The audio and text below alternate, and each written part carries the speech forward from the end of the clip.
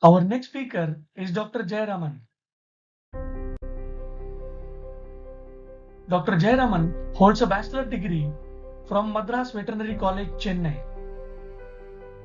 He has 30 years of vast experience in poultry industry and worked in various capacities in big companies both in India and abroad. In last assignment, he was heading technical services function of Kevin Industries South Asia Private Limited.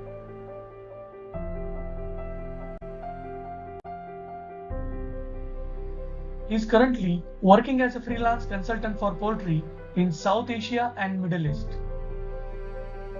He has hand-on experience in various fields which includes broiler breeder, broiler integration, parent layer, commercial layer, hatchery and various projects.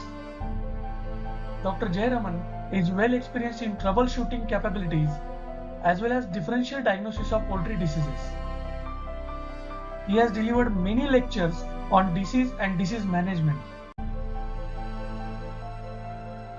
He has conducted many trainings on post-mortem techniques and farm management. He is having good experience in the field of vaccine and serology. Authored and co-authored many articles in reputed national and international magazines. He received prestigious recognitions, National Level Award for Best Veterinary Service from Indian Poultry Journalist Association in 2016 at Pune. Currently, he lives in Coimbatore, Tamil Nadu, India. Ladies and gentlemen, please welcome Dr. Jayaraman. Good afternoon, everyone. The topic which I am going to talk about is navigating the disease challenges, a deep dive.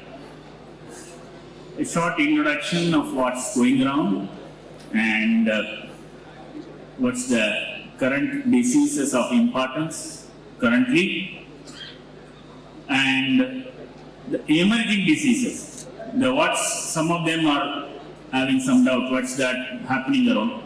Couple of emerging diseases and disease interactions. Some of the occasions you might wonder when you are going to the field, you will feel that I am getting more than one disease. So I am going to talk a little bit on disease interactions. The upcoming topic is one of the important subjects, precision diagnostics. So how you are going to do more than what's the conventional diagnostic techniques, and of course the important final one is what's the requirement of India currently for poultry, what's the vaccines, what we require. People in the field know in this year it's a very challenging. Very challenging in the sense it's not only one disease, you are seeing more than one disease. When you are going to look at the problems, when you say in broiler somewhere around 10%, 15% mortality, some will say, okay, we are not sure what's the problem. Because sometimes it will look like one particular disease, sometimes it will look like another disease. But this year we are seeing an unprecedented amount of HP, LP, bronchitis, combinations of Newcastle. So this year all the diseases are at its peak and every one is having equal amount of significance. That's where it makes very difficult. If I am going to talk on the number one issue which is currently there in the market, or which is a little subsiding, I can say about iPad influenza. You know very well at least 4 or 5 states have been affected. It started from the layer and it spread on to the broilers and it spread on to some of the areas in the breeders as well. If you are going to look at it, some of the occasions, some regions, people confused with the Newcastle, but it was a case of clear iPad influenza. I happen to work in the neighboring countries as well. So people used to always ask, sir, some of the occasions we are not seeing the classical lesions. No, when countries like Bangladesh is vaccinated, you don't get the same classical lesions. You will get a different type of still it's in iPad. So it will finish your these things if it's unvaccinated 3 to 4 days itself at max 5. There's no question of lingering mortality. When it's entered, it will die. So people know very well. Of course, this is the latest thing which is being reported. If you are going to look at it, the clan is slightly the older one. When you are going to talk on the earlier incidences and the latest incidences which has been there in Kerala, which has been reported, was a different clan. So it makes much more tougher to understand how we are going to go. When you look at these publications from the Bureau, which is been stating that the 2.3.2.1 is the one which was an earlier flag, and look at the latest flag which is from Kerala, it's a 2.3.44b. Now it makes a bit difficult to understand. In the country, we don't have got a officially vaccine of understanding what's that, but only we have this report. But in other countries, we take a little better approach. For example, we look at the clan and we take a decision what we are doing it and how we can go about it. In Bangladesh, we have got for example, we have got a live vaccine, vector vaccine, recombinant vector vaccine with Marat, and we have got a inactivated vaccine. When we are giving live and inactivated, the efficacy is slightly very better. Because the resistance for the mRNA vaccine or vector vaccine is very slow. If you look at the lectures of Dr. David Swine, and you will be very often used to mention about it. So we are also seeing that. It's not that after vaccinating they are not hit, they do get hit, but it's not affecting very badly.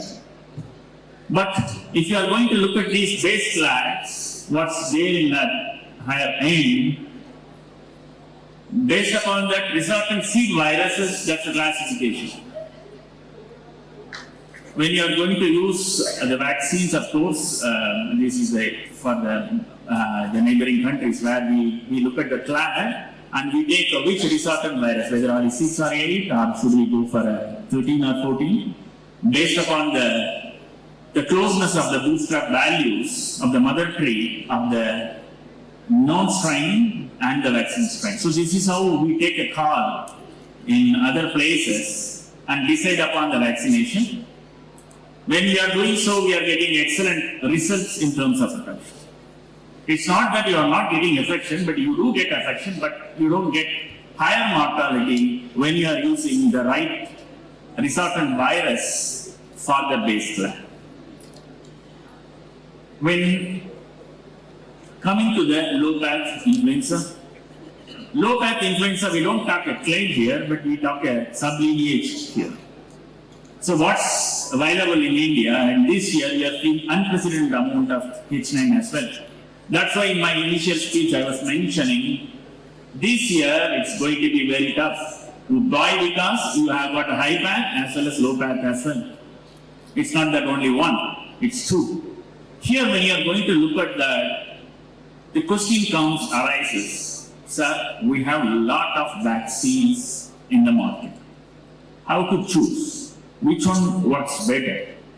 For example, before answering that, I would like to say a few words. The one which is there in India, most of the strains which has been classified is G1-like lineage.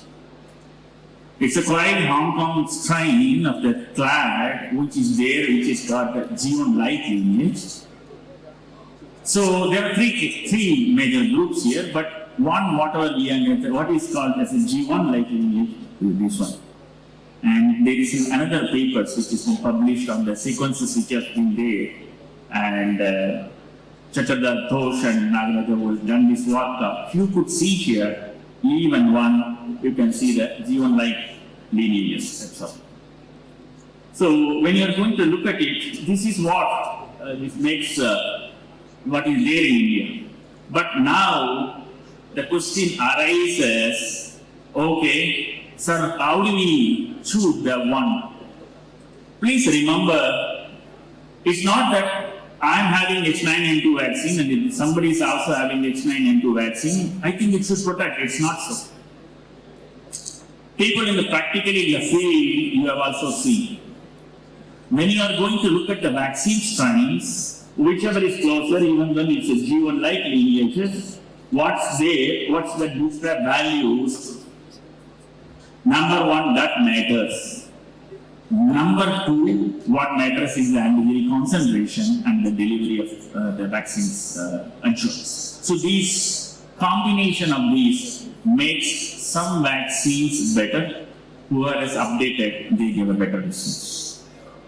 Okay. See, the complexity of H9 is that it is not showing the very typical lesions like earlier. If you look at Maharashtra, recently I was there on some occasions, then they was told that we are having a problem of like IV lesions. When we did, we are having tracheal plugs, but when we really gone through it and understood, it was not actually the bronchitis, the major problem was the H9. It's behaving in slightly different fashions. It was not doing typical tracheitis like which used to be in the earlier stages. So you need to understand the evolution of the viruses and the pattern of disease, and also you need to conclude with the, not only just serology but molecular diagnostics. Coming to Newcastle, this disease is not a new one. Newcastle is very well known one. What is making very complex recent times is the pathogenicity and the genotype, which we often used to call genotype 7, probably now it has been reclassified into genotype 13, but whatever strains you are getting it, but even though they share the antigenicity closer to 96-97%. When you are using the higher one, it gives the better results. So this makes complex. If you look at the left side of my photos, which is there, in that is like a paint-based appearances with diphthetic patches. On your right side, what you are seeing is the typical, the Newcastle. When you are going to get this, please remember it is Newcastle, but this is not the regular one. This is the genotype 13. You can see diphthetic ulcers, yellow color, small dots here. That's very typical, but whereas in classical Newcastle, you will find button ulcers. So you can differentiate in the postmortem itself by looking at it. This is creating a big trouble. Coming to variant bronchitis. This variant bronchitis, we have got officially permission to do the vaccinations now. We have got 3 groups of vaccine, IBOD, 793-1, or 4-91, and CRAA. All of them belongs to the same group. But the catch of this vaccine is, this is when it is affected, it affects in the very early stages of the life. When it is affected early stages of the life, when you are trying to look at the laning stage, you will not find any spike in ELISAs, or you will not find much lesions in PCR. Since you are not able to detect it, you cannot say, I don't have a problem. Problem will be seen in the grower stage. That's the key. That is the one it is making more complex. Inclusion body hepatitis is another interesting scenario. Many times, people often used to ask me, sir, I have done vaccination, but somebody is again saying you are having IDH. And having 20,000 titers, ELISA titers, is it not protecting? Here is the answer. Let us look at it. In China, they developed a FADG4 antigen and tried to look at the titer responses of other FADGs. Look at these. It's a group specific and it is a serotype specific. Please look at the values. It is so variable.